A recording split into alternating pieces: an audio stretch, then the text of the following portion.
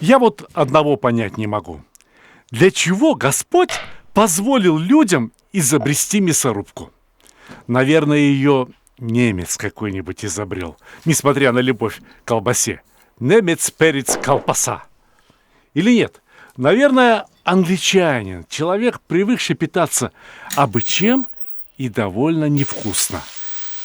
А вообще все равно кто. Я его имени даже знать не желаю. Мало ли кто что выдумает. Но страшнее мясорубки то, что с ней вытворяют домохозяйки.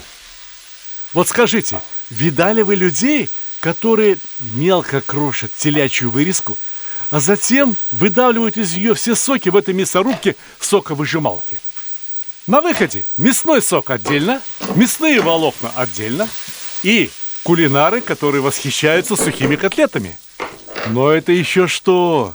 Я даже без интернета вживую встречал людей, которые засовывают в эту самую мясорубку печень. Вот эту нежнейшую субстанцию. Да ее же вот 5 минут буквально над углями подержи, и любой младенец, радостно дрыгая ножками, своими розовыми беззубыми деснами съест. Так для чего ее измельчать? Ради чего? С нее же вот только пленочку сними, желчные протоки удали, порежь средними кусочками и поверх обжаренного лука. Да-да, поверх, потому что даже лук жарится дольше, чем готовится печень. Вот я мимо хорошей свежей печени не пройти, не проехать просто никак не могу. Если печень блестит, если она вся ровного, красивого цвета, ну как можно отказаться от ее незамедлительной покупки? Телячья, говяжья, баранья, свиная, прости Аллах, куриная. Да бери любую, присыпь ее солью, присыпь черным перцем и непременно сверху мелко порезанной кинзы. О, вы бы знали, какое это чудесное сочетание. Печень, черный перец и кинза. Теперь самое главное не переготовить. Вот полкило печени готовится 10 минут от силы. На маленьком огне, под крышкой.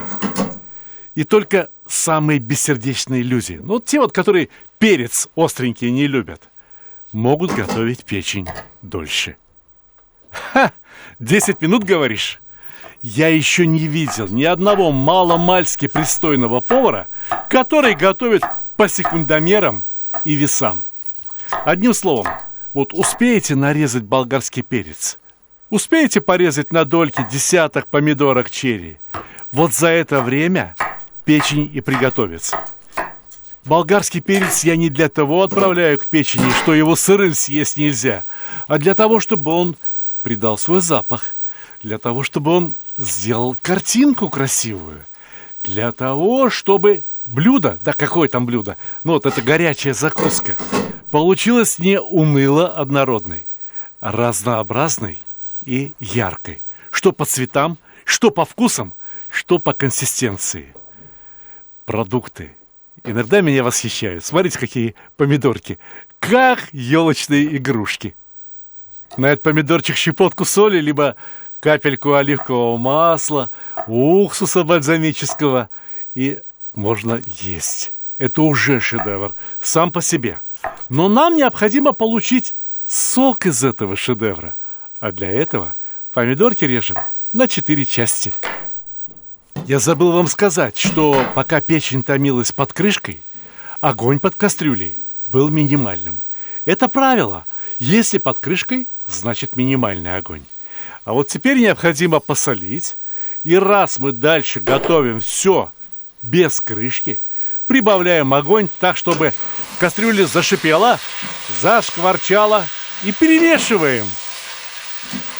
Ну, я вас прошу, перемешивайте аккуратнее, не ломайте продукты, не давите их, не уподобляйтесь башибузукам. Вы же все интеллигентные, добрые люди.